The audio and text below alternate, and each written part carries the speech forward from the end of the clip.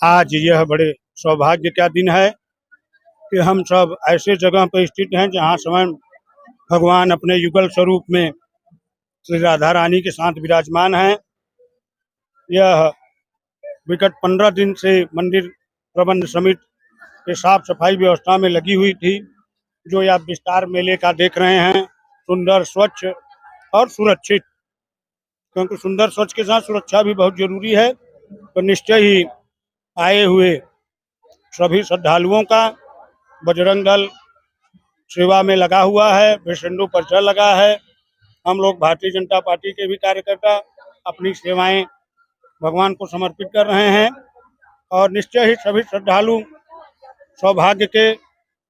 सौभाग्यशाली हैं जो भगवान का दर्शन कर रहे हैं।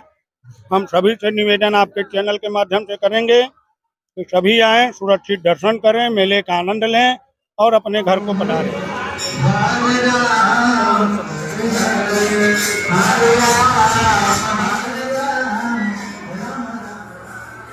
प्रेम से बोलिए श्री श्री राधा कृष्ण युगल सरकार की जय। श्री राधा कृष्ण युगल सरकार की जय।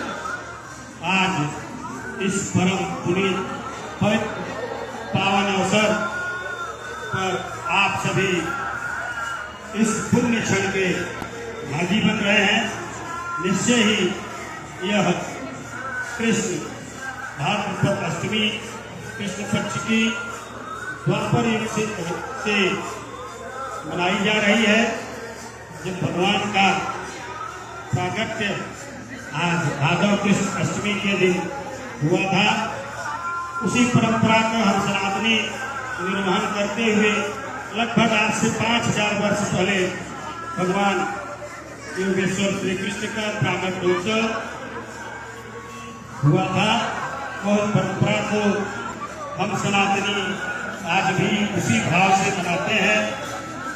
यह संख्या जो सुबह से चली आ रही है, यह इस बात को स्वतः प्रमाणित करती है।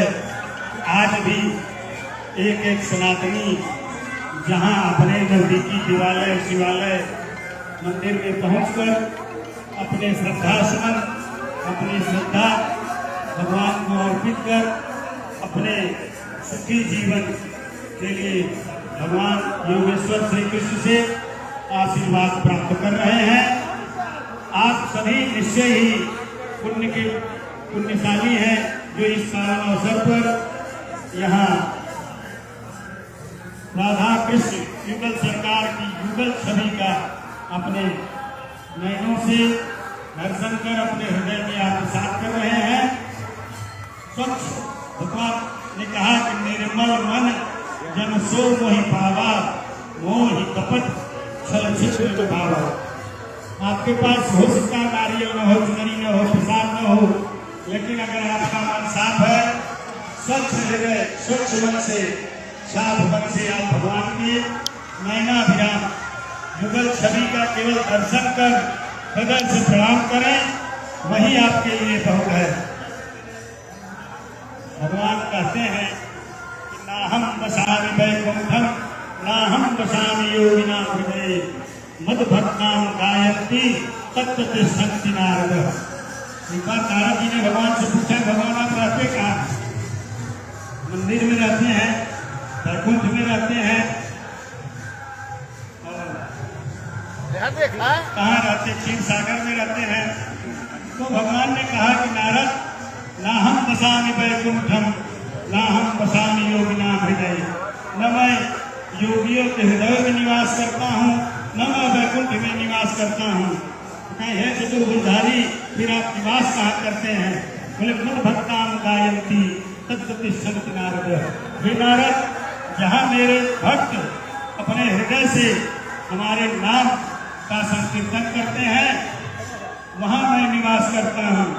धन्य है ऐसे बाबा कृष्णानंद जी जो हम सबको एक ऐसी विरासत दे के गए हैं जहाँ लगभग सभी को मालूम है, कुछ बाहर से आए हुए श्रद्धालुओं को नहीं मालूम होगा कि यहाँ 24 घंटे राम नाम, राधा कृष्ण, सीताराम, राम राम राम राम का जब निरंतर 24 घंटे चल रहा है। यह प्रक्रिया जब से मंदिर की स्थापना हुई है तब से चल रहा है।